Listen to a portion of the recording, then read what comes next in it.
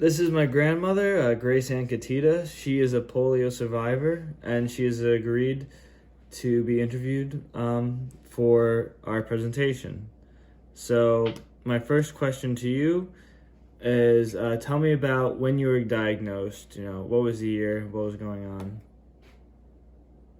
I was diagnosed in July of 1949. It was the year of the big epidemic.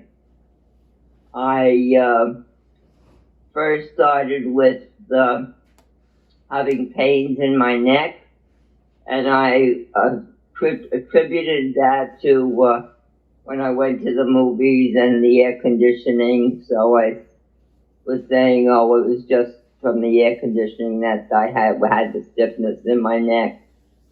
But then it wasn't getting any better, and then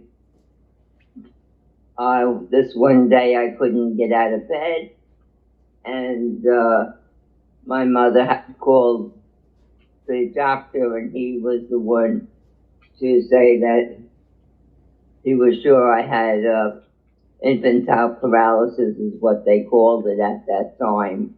So I was brought to Kingston Avenue Hospital, which was for communicable diseases.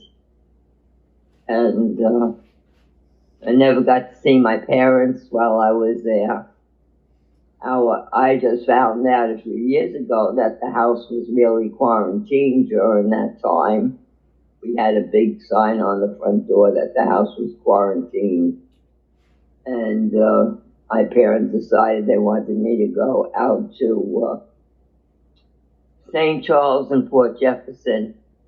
Of course, they were given the Sister Kenny treatment. And that's when they said I probably would never walk again, and I would be in the hospital for at least 3 years. I got the treatment every day. I couldn't sit up. It was very painful.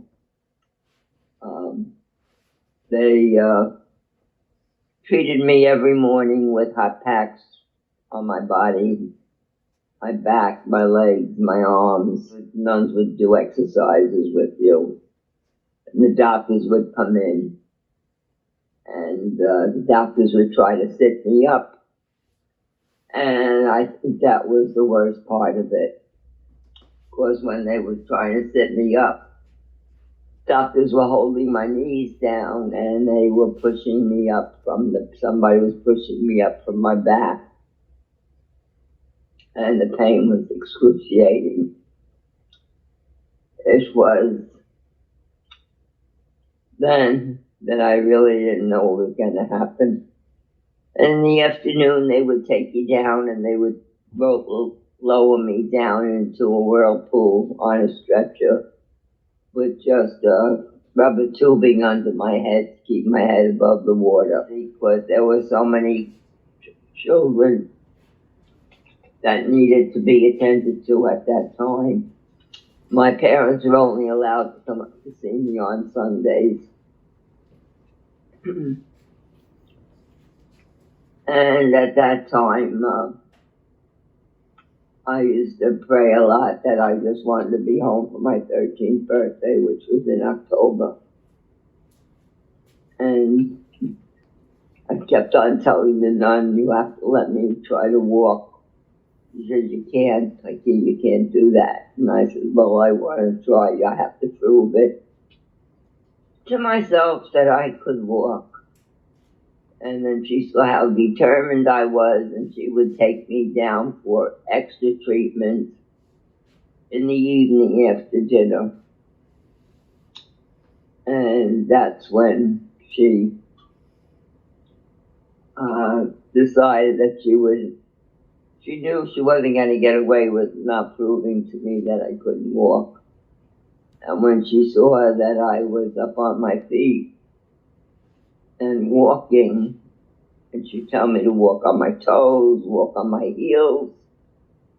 And when she saw I was able to do that, she got the words down to the doctor that says, she didn't know how I was doing it, but I was doing it. And that Friday, they had a whole bunch of doctors come from all over. And I was the only one in the room with one of the doctors. And he was, all I can remember is he was explaining my situation to them.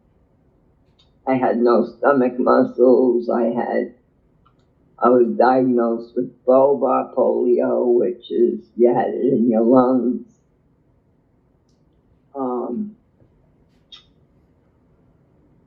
So they were astonished that I could do what I was doing. And these doctors all came in. There was a big doctor from New York, Dr. Gordon at the time.